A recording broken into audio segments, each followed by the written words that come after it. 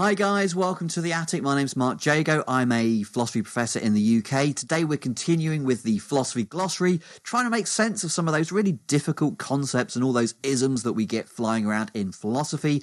Today we're talking about identity theory, and thinking specifically about identity theory in philosophy of mind.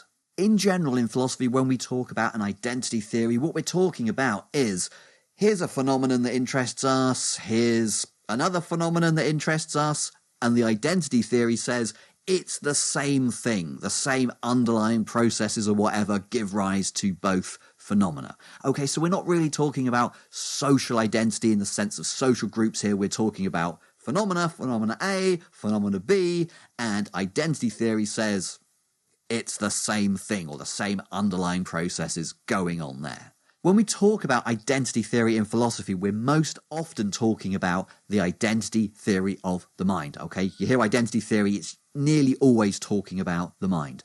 What does that theory say?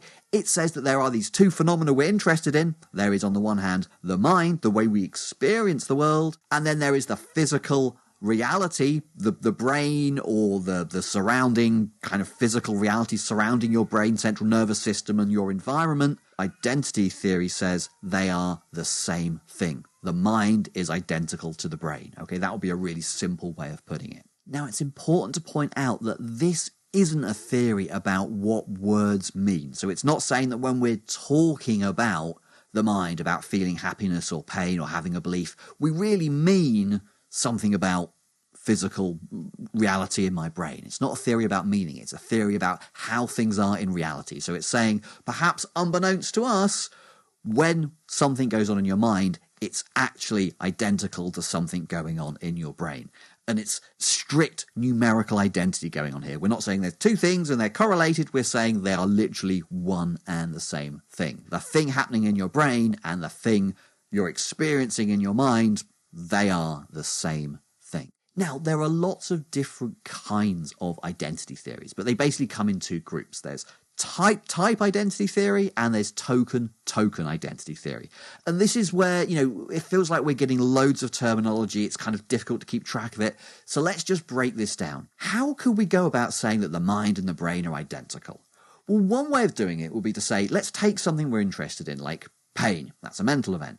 And then we find something in the brain that happens when pain happens, when you experience pain, and we say they are the same thing. Whenever anyone experiences pain, that is the bit of the brain that is going on, okay? That is the kind of brain event that is happening. That's type identity theory. It's one type of mental event, feeling pain, and it's one type of brain event.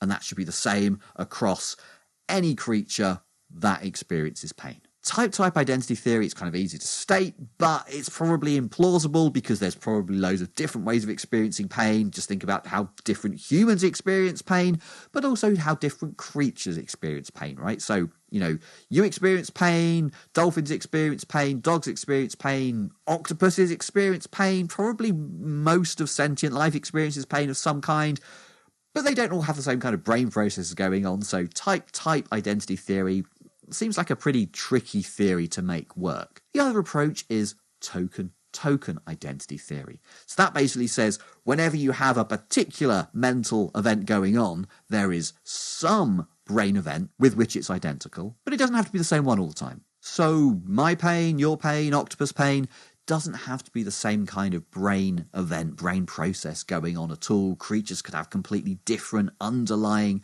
neural, physical realities, underlying their mental events.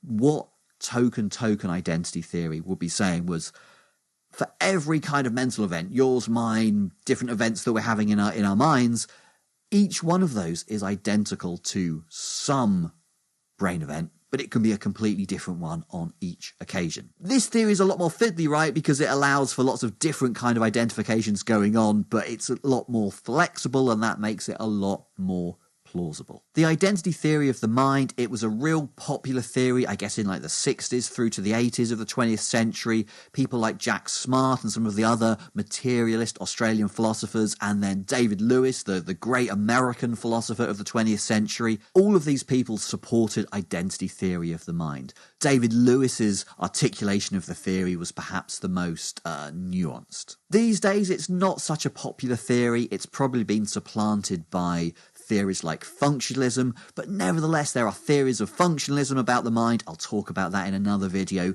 which take a lot of things from David Lewis style identity theory. So identity theory is probably not the most popular theory, but it definitely is worth studying. It's definitely worth knowing about if you're going to go on and study philosophy of mind. Okay guys, so there we have a really quick overview of the mind-brain identity theory in the philosophy of mind. Hope you found that useful. If you've got any questions, leave me a comment down below. If you've enjoyed the video, give it a thumbs up. That really helps me out on YouTube. You can subscribe to the channel and hit that bell icon to get notifications of when we do more Philosophy Glossary.